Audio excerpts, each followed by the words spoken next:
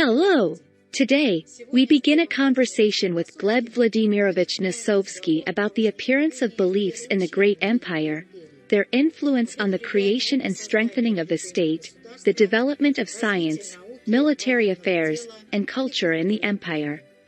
In the Multimedia Museum of the New Chronology in Yaroslavl, you can visually explore this topic. In our museum, the history of the Great Empire is presented chronologically, from the birth of the first state to the period of the empire's final dissolution in the 18th century. The exhibition, consisting of 14 halls, is located on 3 floors. Visitors can explore the museum in one visit or make multiple visits. The ticket to the Multimedia Museum of the New Chronology is valid not only on the day of purchase but also on the following day.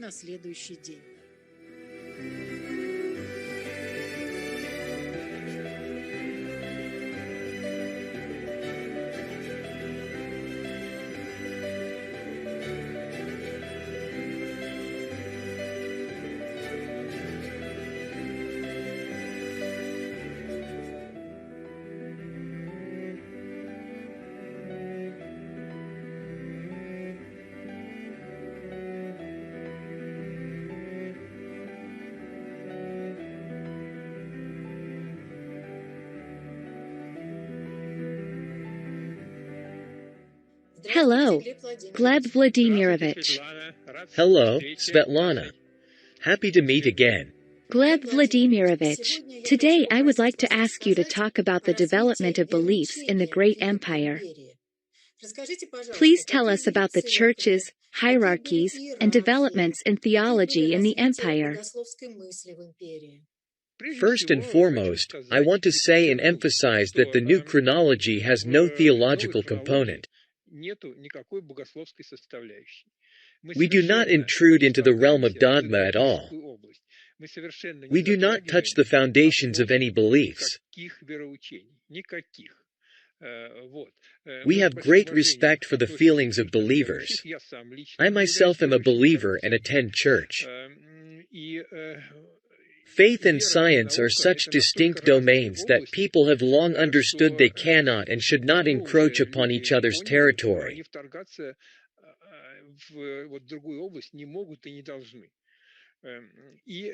When faith intrudes into science or science intrudes into faith, nothing good ever comes out of it.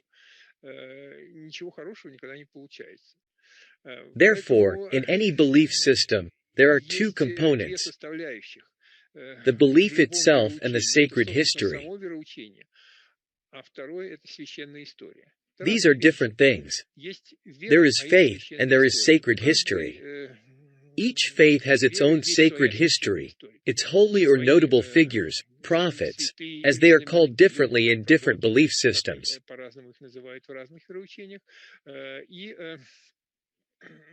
Obviously, people are very interested in knowing about them, but this is not the foundation or any significant aspect of faith itself.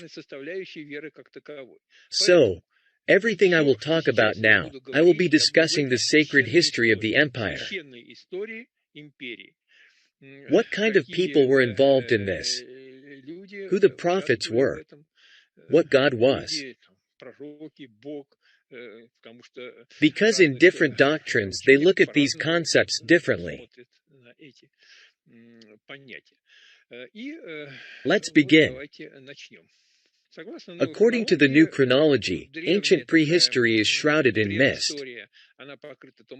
Here, it is depicted as a dotted line with question marks. Ancient history is also covered in mist, but something has still remained from it. Certain astronomical observations. Something we still know, though in fragments, but we see them. That's Egypt. The beginning is lost in the mist, and the end of the Egyptian imperial era is somewhere in the 10th-12th centuries. We're not exactly sure, but we do see quite clearly that by the 12th century, the capital of the empire had already shifted. From point 1, it's the Egyptian center, to point 2, it's the Bosporus. This is the Bosporus Empire or ancient Rome. By the 12th century, the capital was already there. Then events related to Christ occur, and the empire dissolves. Then it gathers again, but the capital is now in Russia, represented by point 3. And from Russia, in the 14th century, there was a terrestrial expansion of the empire. Vast territories are conquered and colonized. Mainly it was a colonization, but partly conquest of the inner land spaces of Europe, Asia, and later, America. This is our reconstruction. As I've already mentioned, we start seeing our history from the time when the capital was already at the Bosporus.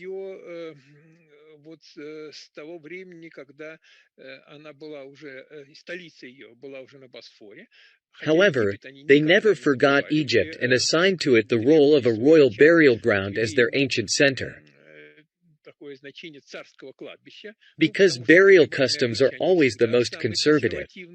If a family, especially a royal family, buries its relatives in a particular place, it's very difficult to make them change that tradition. And that's why they moved the capital but didn't move the royal burial ground for a very long time. As long as they could, they didn't relocate it. Thus, Egypt is not only the oldest center but also the royal burial ground of the era when the empire had already moved its capital to the Bosporus and later to Russia.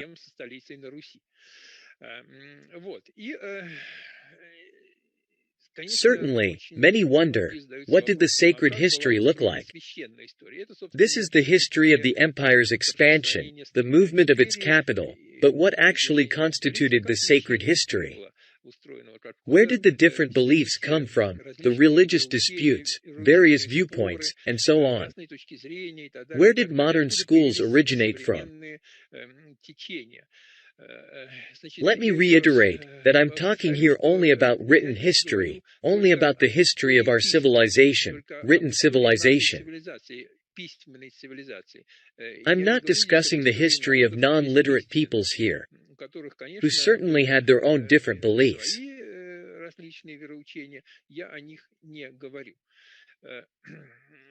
I'm speaking about that empire which originated in Egypt, then expanded and ultimately constructed the modern civilization. It later included many other peoples who did not have writing and later joined this imperial and civilizational activity, as the empire did not always exist as a unified whole. It would disintegrate, then come together again, then disintegrate once more, and then reassemble. And the question arises, how is the sacred empire organized? This is a very interesting question. I want to present a diagram. This is a general scheme that we will return to from time to time, which shows how the sacred history of the empire was organized.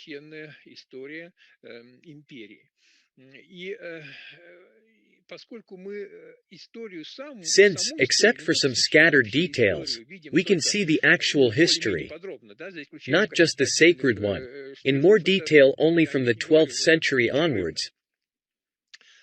Accordingly, we see the sacred history only from that time.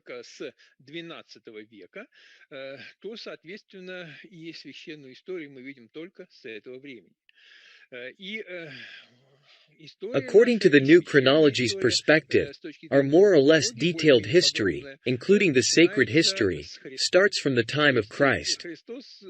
That is, the era of Christ is, according to the new chronology, the earliest era described in more detail in our history.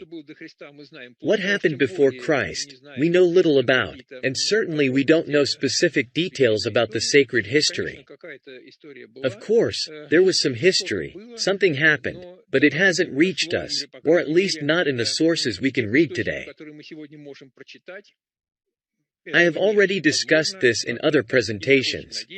It's possible, and we very much hope so, that there's a layer of sources that conveys some more ancient events, but they are written in languages that are either not read today or not well read. This is something that needs to be addressed. Historians are not dealing with this. Therefore, we don't know the details of what happened before Christ. Sacred history begins with Christ, and Christ lays the foundations of the modern world, modern civilization. From him comes not only modern theology but also modern science. According to the new chronology, Christ is also known to us as Euclid. Under his guidance, the book was written, which is the foundation of science in general.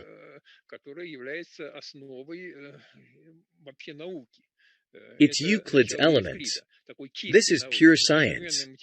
Modern mathematics traces its roots back to Euclid's Elements, where an example of an axiomatic theory is provided. In other words, mathematics is an axiomatic theory. It's built on the basis of axioms, deductions, theorems, and lemmas. The school geometry, as we call it today, or Euclidean geometry, serves as the model, originating from Christ. Furthermore, from Christ also stems a new theology, distinct from the theology that existed before him.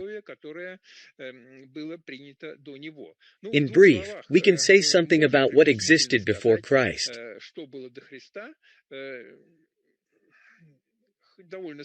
It's quite vague, but nevertheless, we can provide some ideas. There was worship of ancestors and their deification. There was a notion of gods as gods of not all humanity, but of specific lineages. One lineage had certain gods. Another lineage had different ones.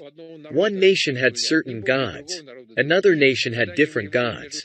People at that time believed that when they fought among themselves, the battle occurred not only on the battlefield where humans fought, but also somewhere above them, in the afterlife realm, where their gods fought. On one side, the gods of one nation, on the other side, the gods of another nation. Whichever gods were stronger, they granted victory to their followers. It was considered inappropriate to pray to foreign gods. If someone from another land arrived, they weren't allowed to pray to our gods. It was like, these are our gods, and those are your gods. This is roughly how it was organized before Christ. The idea of a single God, who is one for all people, is a concept first articulated by Christ. And it was very new for people. If you carefully read the Gospel, you'll find that this idea is constantly present there. Gleb Vladimirovich, how did Christian doctrine develop after Christ? And how did his family, the royal family, the ruling family of the empire, influence this? After Christ, the empire falls apart.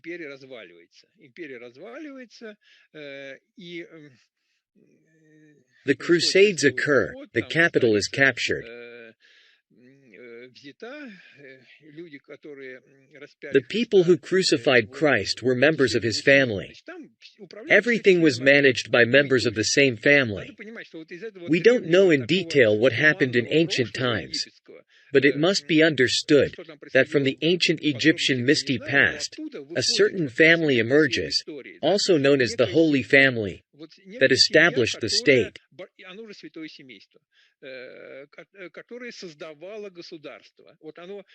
Somehow, this family came to the forefront of the Egyptian state.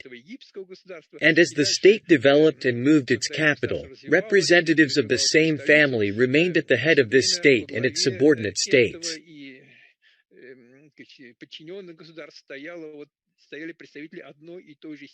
And they were considered gods by other people.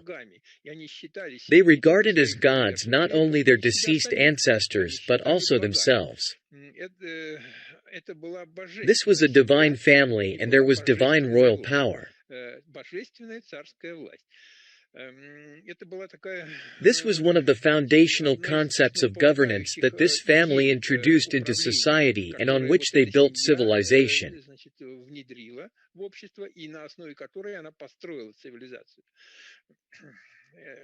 These people were considered gods, and this is the origin of all Greek mythology. If you recall, these gods live on Mount Olympus, but they sometimes descend from there. They marry ordinary women, have children with ordinary women. They participate in the lives of humans, but overall, they are gods. This was the case during Christ's time, but Christ provided his disciples with a different understanding. He conveyed an understanding closer to what we understand today.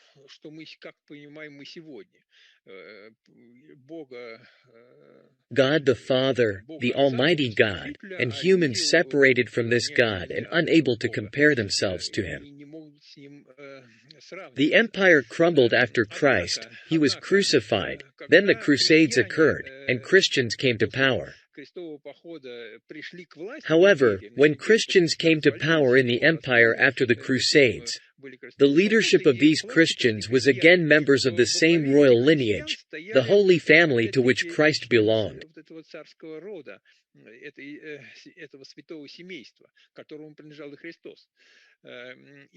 Although they were Christians and regarded Christ as God, and celebrated all Christian holidays such as Annunciation, Christmas, Presentation, Transfiguration, Ascension, Resurrection, they had all these Christian holidays.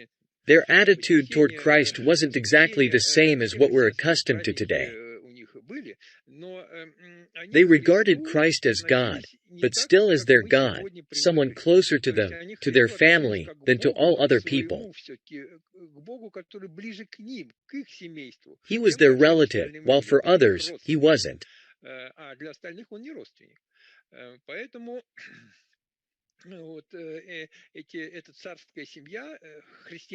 After Christ's crucifixion, the royal family split into two camps: supporters of Christ and opponents of Christ, and the Christian part of the royal family came to power.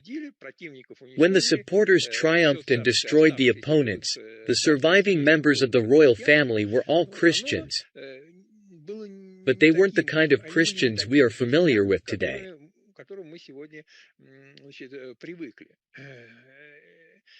So that, it is very important to understand that after Christ, two branches of Christianity emerged.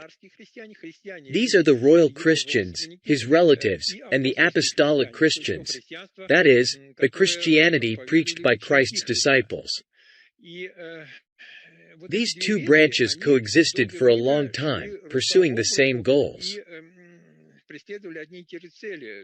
At first, they had a common enemy, Satan and his servants, those who crucified Christ.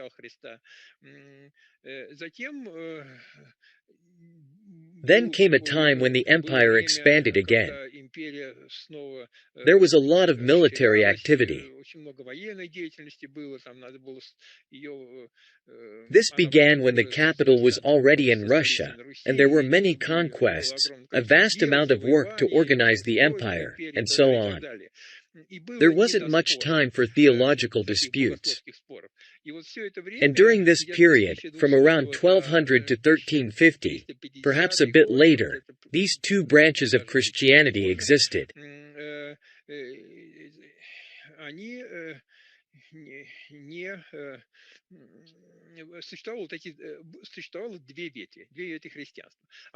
However, they came into conflict. This confrontation started somewhere immediately after the completion of the Great Conquest, around the middle of the 14th century. When the conquest was complete, the major military actions were over, and the victors no longer saw any enemy in front of them. The contemplation of theological matters began.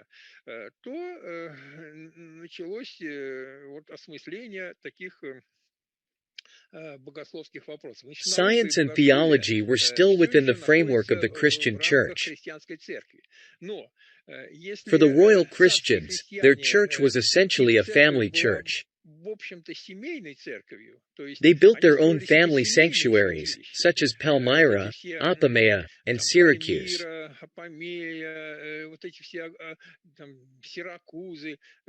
What did they do when they conquered the world? What do people do when they have the world in their hands and no opponent?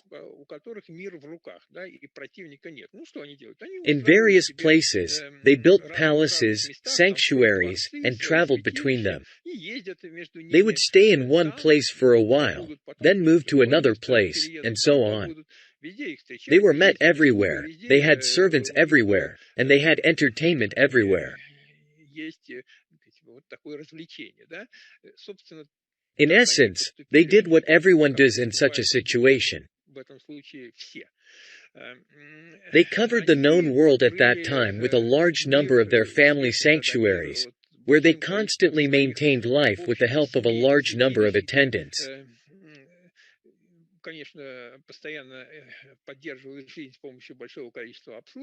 But the primary purpose of these attendants was to wait until representatives of this family arrived there and perform their rituals, rest, or do whatever they wanted. All these ancient structures mostly survived in the south because there was stone construction in the south, and things endure longer there. That's first.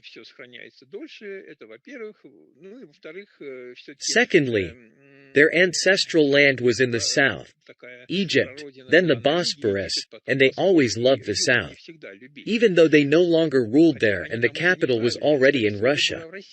But that doesn't mean they stayed in Russia exclusively. No, they traveled throughout the world that belonged to them. Gleb Vladimirovich, how did apostolic Christianity differ from royal Christianity? And why did a confrontation arise between them? Apostolic Christians established the institution of the church that we know today. Of course, it was slightly different back then, but it was they who created it. Congregations, priests, bishops, rules, and monasteries, which didn't appear right away but after some time. Saints, martyrs, written history. They didn't forget their own. Someone did something remarkable for the church, and their deeds were recorded. They were elevated to the status of saints. Church history was chronicled. This is what they were engaged in, as well as in academia. Much of the academic activity was also concentrated primarily in the Apostolic Church. Obviously, not exclusively in the Apostolic Church. There were other scholars who also contributed to the development of knowledge, but at their own expense. If we remember how ancient science was organized, there were academies, Plato, Aristotle. They would gather on their own expenses and discuss various topics.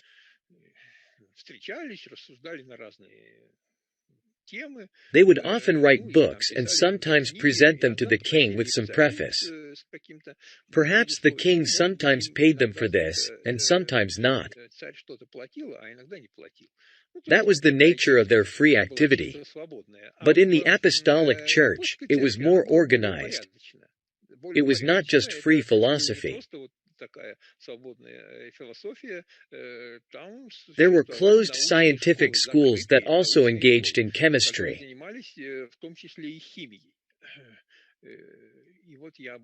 I'll talk more about this later.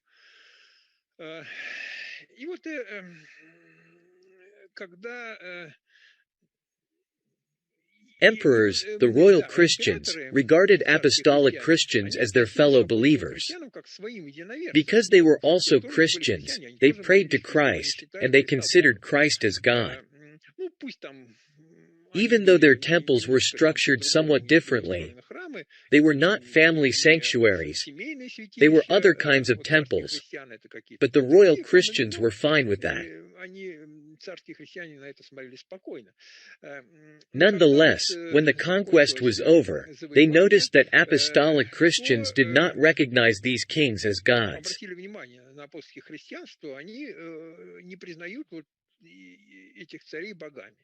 and this upset them. A confrontation between the royal Christians and the apostolic Christians began. It was a bloody confrontation because the royal Christians did not tolerate objections.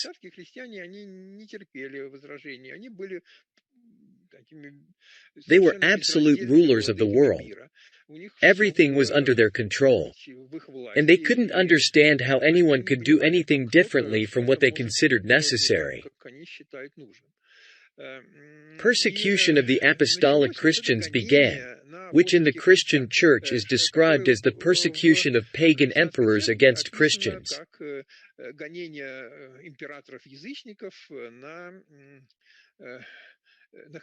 In the heat of this struggle, apostolic Christians didn't mince their words. As we know, in the heat of any struggle among different Christian beliefs and directions, words are not held back. One group of Christians would label the other group as non-believers or pagan polytheists. No one ever hesitated to do this, and this is still the case. And it was the same then. And when the apostolic Christians came to power, they retroactively declared all of this royal Christianity as not being true Christianity, but rather paganism, Hellenism. This was in the heat of the battle, but their descendants took this at face value. Let's touch upon royal Christianity, how it is presented. This is the Annunciation. Archangel Gabriel brings the good news to the Virgin Mary that she will give birth to Christ. This is the apostolic Christian version, the Annunciation. Here is the same apostolic Christian Annunciation. Here too, there's an archangel with wings and the Virgin Mary. By the way, another figure is there. As you can see from the depiction, it's Joseph. And here's the same in the beliefs of royal Christianity. Exactly the same. In the center stands the Virgin Isis. She has cow horns above her head. The cow is a symbol of the Virgin in royal Christianity. Later, this symbol went to India. Hence, in India, cows are sacred animals, and it's forbidden to kill them. And on the right, an archangel brings the good news. But note that in apostolic Christianity, the archangel brings the good news only to Mary. Only Mary is told that she will give birth to Christ, to this divine child, God. Here, the archangel brings this news depicted as a sphere, and he brings it to two individuals. Of course, Mary is at the forefront. She's the main figure here. But behind her stands Joseph, who is present in the Egyptian symbolism of royal Christianity. Egypt was a very important sanctuary for royal Christianity because it was their royal family burial ground. They constantly went there to bury their deceased ancestors and remember them, which is why so much was built there. Don't think that this was built in ancient times when the empire was still in Egypt. It was built when the empire's capital was already on the Bosporus, and later in Russia. In Egypt, they built their burial sanctuaries. They designated Egypt and its entire population for the role of serving their royal cemetery. Therefore, most of the Egyptian inscriptions are related to burials. The population of Egypt at that time was exclusively engaged in burial activities. The whole country was engaged solely in burying the kings and their relatives. They were brought there, and the population served them. Under the guidance of imperial engineers, tombs were created, various images were decorated, and so on. Only a huge empire could afford this. Don't think that a state on its own could be solely engaged in burial activities. That's not how it works. There are many other important tasks. Burial takes up some of our resources. Of course, we spend some energy on burial, but it's a small part of all our other activities.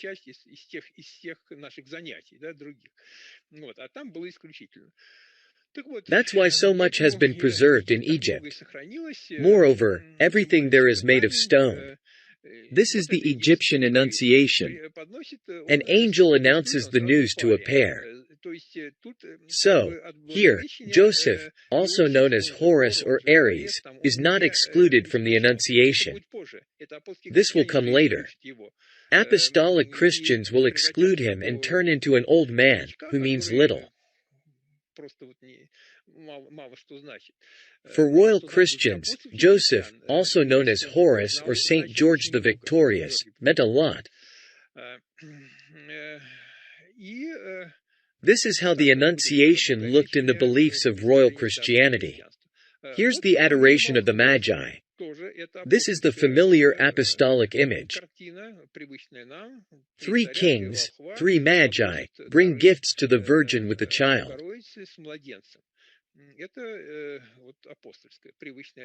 And here's the Egyptian depiction. These are all consecutive images. They are side by side. I'll show a few now. The Virgin stands with the child, and she's breastfeeding him. Here, Joseph Horus is not depicted. Christ is depicted in medium size, and on the left, Christ is again depicted, but older now. The fact that he holds a finger to his mouth means that he's growing, that he's little. The fact that he is depicted larger speaks of the importance of the character. It's not because he's grown up, and the fact that he's actually little is indicated by him sucking his finger. So, this is the Virgin, and gifts are being presented to her. One brings gifts, then another.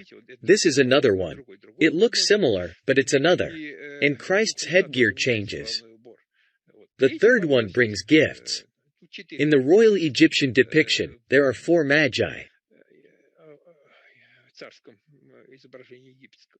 Here's another one, also an Egyptian image.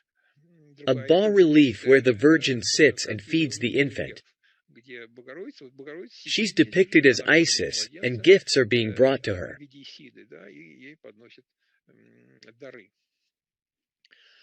Here's the presentation of Jesus. I'll show you a few examples. Remember, the Virgin is together with Joseph. They're on the left. They come to the temple together and present the child Jesus on the 40th day after his birth.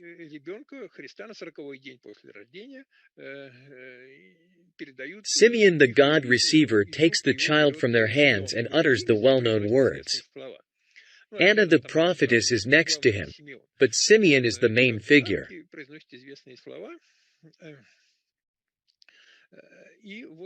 And this is how it's depicted in Egypt.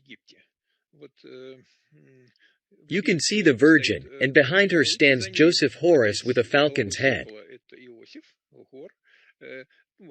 They're moving from right to left. The Virgin is in front, and the infant is in her arms.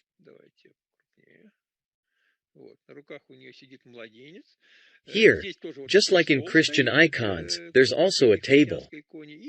And someone is receiving the infant from her hands.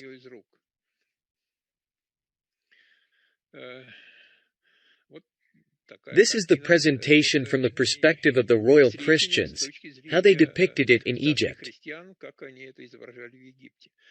Here's another interesting Egyptian painting from the basement of the Dendera temple. Here, the Christian idea that Christ bears the sins of the world is expressed. He seems to take them upon himself. Christ has taken upon himself the sins of the world, as in the prayer, which taketh away the sin of the world. In other words, he's taking upon himself the sins of the world. And by doing this, he protects these kneeling figures, these people who are shielded from these sins. This is the Egyptian cross. It's depicted like this. It was depicted differently as well, but sometimes with just 4 horizontal rays, crossed 4 times.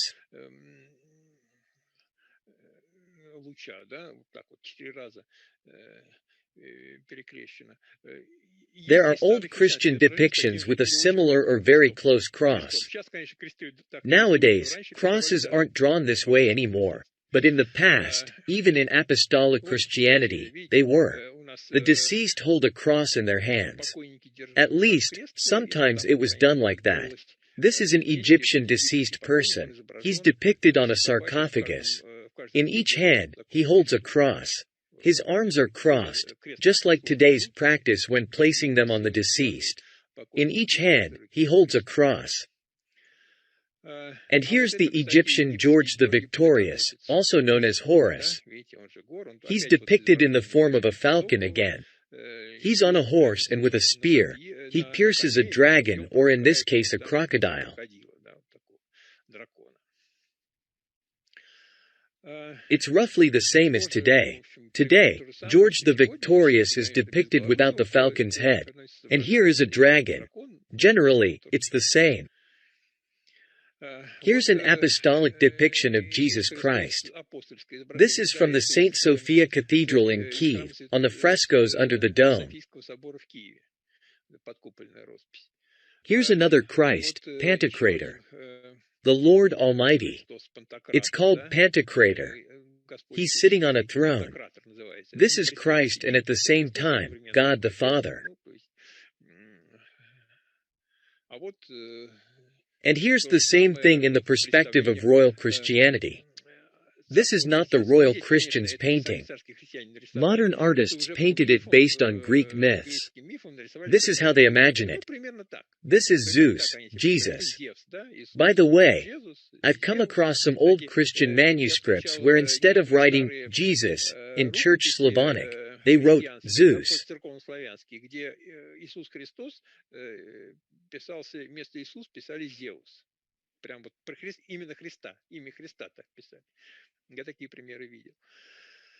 That's how they used to write Christ's name.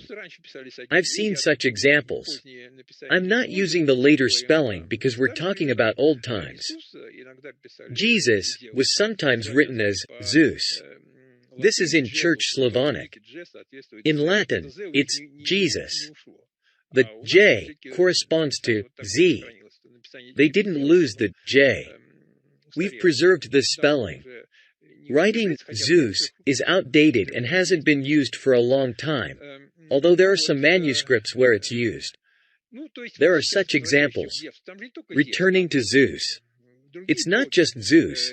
There are also other Olympic gods there. Zeus is the main one. But the main god Zeus is surrounded by a host of other gods. This is precisely how royal Christians imagined it. The main god is Jesus Christ, surrounded by a host of other gods. These other gods were exceptional figures, kings who conquered the world, who built civilizations, who founded the empire. They considered themselves gods and demanded that their images be placed in Christian temples, including apostolic Christian ones, and that people pray to them alongside Christ. They regarded this demand as their inherent right. When apostolic Christians refused to do this, it triggered anger, fury, executions, and persecutions. In church history, where the persecution of apostolic Christians by emperors is vividly described, such stories are also encountered. For instance, an emperor might be on a campaign and wish to pray in an apostolic Christian temple before a battle. Just in a Christian temple, because later, when they had disagreements, the apostolic Christians stated that emperors were not true Christians. But this emperor wants to pray in a Christian temple. He doesn't just walk in. He actually comes to pray to his relative, Christ. However, the bishop refuses to let him in, saying, "You're a heretic. You're behaving incorrectly. You're calling yourself God." This is wrong. Christ didn't teach this. After this, the enraged emperor executes all these clergy, bishops, etc. There are many examples like this in Christian history. It's also known that these very emperors, pagans, presided over Christian councils. Aurelian presided. Diocletian presided over Christian councils. Nowadays, this is somehow explained in history. But I want to emphasize that these emperors, who are now referred to as non-believers, pagans, were actually Christians, different Christians, but they regarded themselves as Christians, and they worshipped Christ as God. The difference is that they also demanded roughly the same level of worship for themselves, considering themselves gods by virtue of their familial relationship with Christ.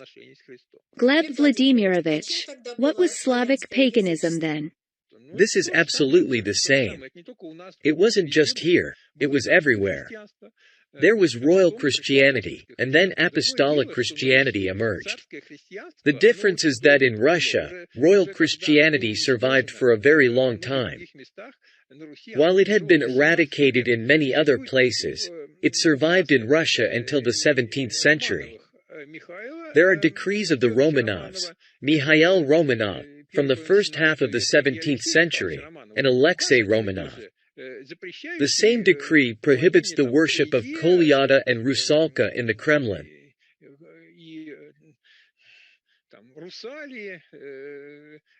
In the Kremlin, even in the 17th century, there was a church where purely pagan rituals were held, where Kolyada was invoked. Kolyada, Rod, Rozhenitsa. These are all ancient names for Christ and the Mother of God in royal Christianity. Perun, Velez, these are all Christian concepts in royal Christianity.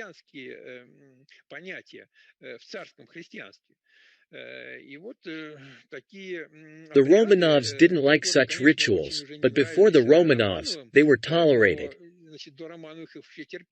In Russia, even apostolic Christians were more tolerant towards royal Christianity, this so-called paganism, and tolerated it until the 17th century. It was the Romanovs who started eradicating it in the Kremlin. Even in the Kremlin, it existed in the 17th century, not to mention various remote places. Therefore, all of this, the so-called ancient Russian paganism, Perun, Velez, Kolyada, Rod, Rozhenitsa, Scythian, Rus, all of this is Christianity, but old royal Christianity with remnants of non-apostolic influence. Gleb Vladimirovich, how are Eastern beliefs related to Christianity? The same applies. Buddhism, Hinduism, these are also forms of royal Christianity. I will tell you more about this a bit later when I discuss how royal Christians were expelled. I'll be talking a lot on this topic. Why and how these people, who ruled the world with an iron fist, who tolerated no objections, who had everything as they wished, who freely traveled all over the world, established their sanctuaries everywhere, were welcomed everywhere, everything was under their control, and any rebellion against them was unthinkable, how they were partially eradicated.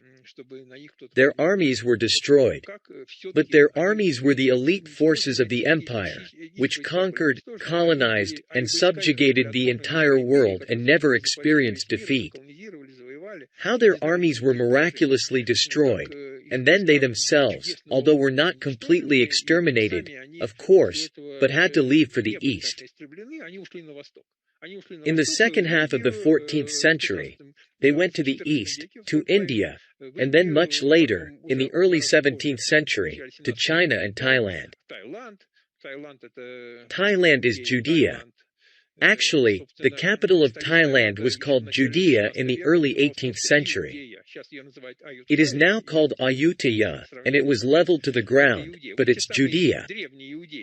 Those ancient Judeans are the royal family. In the Gospels, the Lord spoke to the Judeans who came to him. These Judeans are his relatives, the royal family. They came to him, asked something, and he answered them. They are called differently: ancient Judeans, royal Christians, pagans, Hellenes.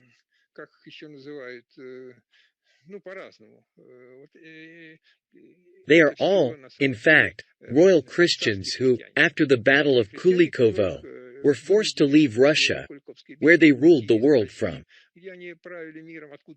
They went to the east and established many eastern kingdoms there, all made according to the same pattern. Everywhere, there was a divine ruler at the head. This was the case in India, China, and Thailand. Remnants of this still remain. The Thai emperor is consecrated, as well as in Japan.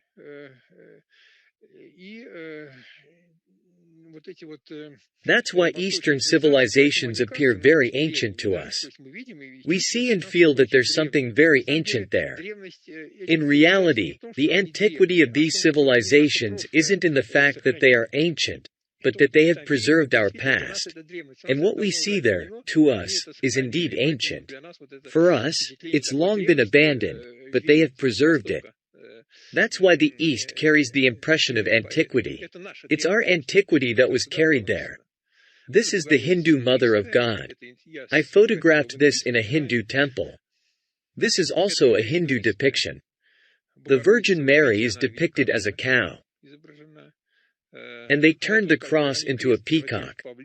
Christ, crucified by a water reservoir, and behind him, a mountain. Essentially, it's a Christian crucifixion, but they have forgotten about it. The cross stands on a cobra, and the cobra is a symbol of death. It stands on a stone, and under the stone is Adam's head. These are 4 heads, the 4 evangelists.